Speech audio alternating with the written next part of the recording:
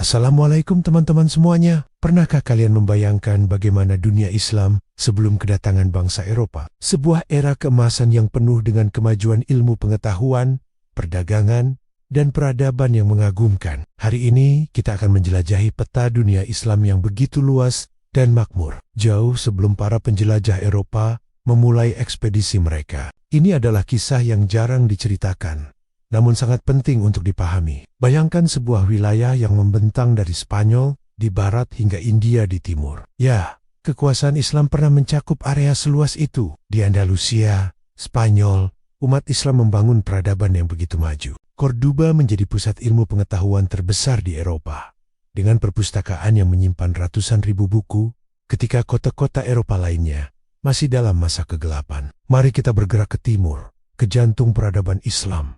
Baghdad menjadi pusat dinasti Abbasiyah yang gemilang. Kota ini dijuluki kota 1001 malam, tempat berkumpulnya para cendekiawan dari berbagai penjuru dunia. Bait al-Hikmah atau rumah kebijaksanaan menjadi pusat penerjemahan dan pengembangan ilmu pengetahuan terbesar pada masanya. Di Afrika Utara, dinasti-dinasti Islam membangun jaringan perdagangan yang luar biasa. Dari Maroko hingga Mesir, kafilah-kafilah dagang melintasi Sahara membawa emas, garam, dan berbagai komoditas berharga. Kairo menjadi pusat pembelajaran Islam yang prestisius dengan Universitas Al-Azhar yang masih berdiri hingga hari ini. Teman-teman, tahukah kalian bahwa pelaut-pelaut Muslim telah mengarungi Samudra Hindia jauh sebelum Vasco da Gama? Mereka telah mengembangkan sistem navigasi yang canggih dan menciptakan pita-pita pelayaran yang detail. Pelabuhan-pelabuhan seperti Malaka, Pasai, dan Gresik menjadi simpul penting dalam jaringan perdagangan maritim Islam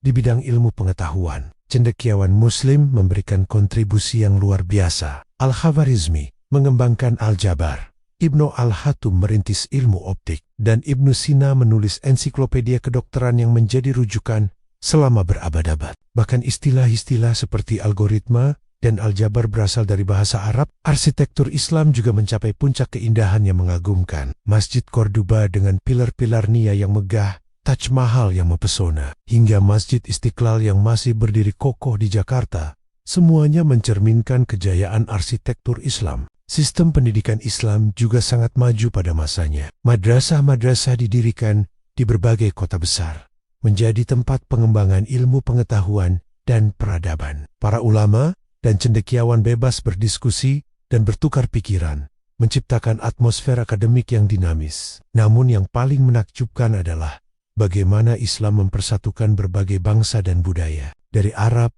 Persia, Turki, hingga Melayu, semua berbaur dalam peradaban Islam yang kosmopolitan. Bahasa Arab menjadi lingua franca yang memungkinkan pertukaran ide dan pengetahuan antar wilayah. Sebelum kedatangan bangsa Eropa, dunia Islam telah membangun sistem ekonomi yang canggih. Para pedagang Muslim mengembangkan sistem perbankan awal, cek, dan berbagai instrumen keuangan lainnya. Pasar-pasar ramai dengan transaksi perdagangan internasional. Teman-teman, inilah gambaran dunia Islam yang gemilang sebelum era penjelajahan Eropa.